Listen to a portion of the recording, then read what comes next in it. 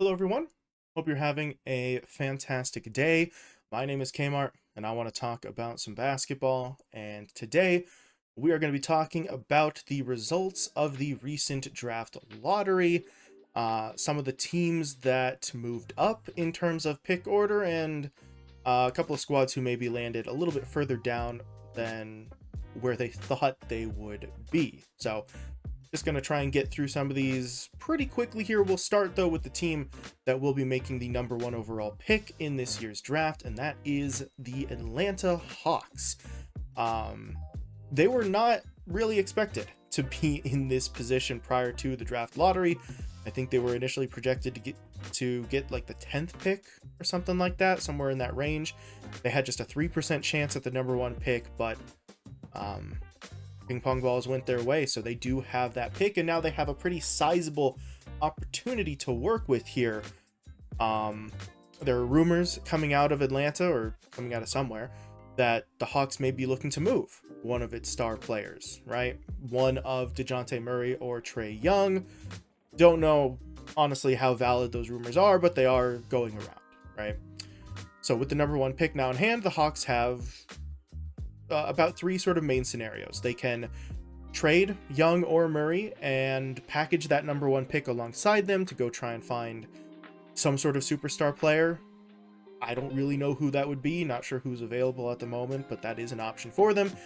Number two, they could trade one of Young or Murray, but keep the pick and effectively do sort of a soft reboot on their roster, right? So trade one of their guards, keep the other one, use the number one pick on a player, and then build around that duo plus whatever you get back in the trade.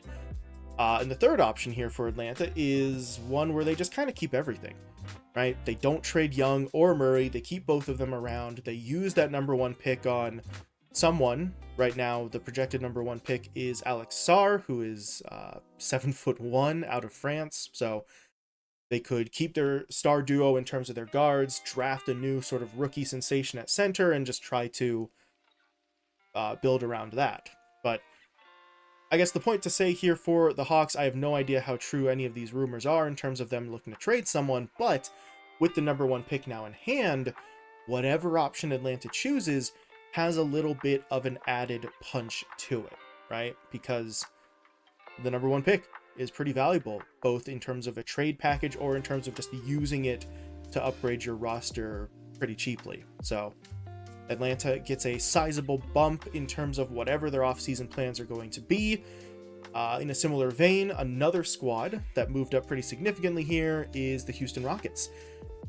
Houston should be picking third overall in the draft now. They've got the chance to add another young talent to an already young squad that was close to making a run to the postseason this year. And just to sort of drive home really how young this Rockets roster is, if you take a look at all of the Rockets players to average 10 or more minutes for them this season, only one of them is over the age of 30. That is Jeff Green, who's over. And four of the team's top six scorers, just by points average, this season are under the age of 22 as of the recording of this video. So they've got a lot of young talent that is sort of developing, both in terms of their individual talent and their ability to work as sort of a unit here. So you now have the chance to add another young guy who you might feel good about here. Of course, there is the concern maybe for Houston that with so many young players already on the roster, there might not be as clear of a path to early playing time for whoever they do use that number 3 pick on. That is a slight concern. I don't really think if you're Houston, you're massively concerned about it, right? You'd still like to have young players that you feel confident in. But if that is a bigger concern, Houston could go the same route that I was talking about with the Hawks and consider cashing in with this third pick, right? Move the number 3 pick along with one or two of your prospects that maybe you don't see as being viable on your long-term roster, right? Still guys with talent and potential, just maybe not space on your roster for them, and go out and look for some sort of flashy trade. Go look for a big name to pair up with guys like Van Vliet and Şengün and get yourself a roster upgrade that way. Don't really know if that's the direction the Rockets are going to look in, but like the Hawks, they now have added importance and weight added to their decisions because of the fact that they moved up in the draft order. So just gives them a little bit more leverage to work with moving forward. But we're talking about teams that sort of gained leverage in the Hawks and the Rockets. There's a trio of teams here who lost a little bit in this draft lottery. Detroit, Charlotte, and Portland all ended up falling below where they were projected to be in the draft order. All three of these teams had a 50% or higher chance of picking inside of the top four. They ended up in 5th, 6th, and 7th place. It's Pistons at 5, Hornets at 6, and the Trailblazers at 7. So they all ended up dropping below where they had been projected to be. Of course, still picking inside the top 8 gives you an opportunity to add someone who can make a difference, right? It's not like it's just a barren wasteland after the 4th or 5th pick. It's just not as high as these teams were expecting. Of course, no single player in this draft was going to automatically or single-handedly transform these teams. These teams are bad for a reason. There's no one guy out there who was going to fix it, right? You take a look at even last year's draft, Victor Wembanyama was unbelievably hyped up as a player. Not that he didn't live up to that hype, but the team he was on, the Spurs, still ended up with a 22-60 record this year. So big name prospects certainly make the team more fun to watch in the present. It gives fans sort of hope for the future as well. But these teams that are tanking or bad or both, it doesn't matter where their pick is, because they still need to fix the sort of self-inflicted damage first before they can think about returning to being a competitive team, right? So if you're the Pistons, the Hornets, or the Trailblazers, it is unfortunate that they're picking at a lower spot than where they thought that they would be, but regardless, you still are in the same situation. You need to pick someone who's going to help you solve your problems as a collective unit, because no one person was going to just make your team better all by themselves.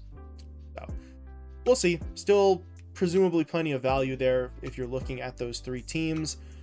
Of those three squads, Detroit, Charlotte, and Portland, I do believe that the Trailblazers are, how to say this, the squad in the best position to not be massively sort of put off by their drop in draft pick, right?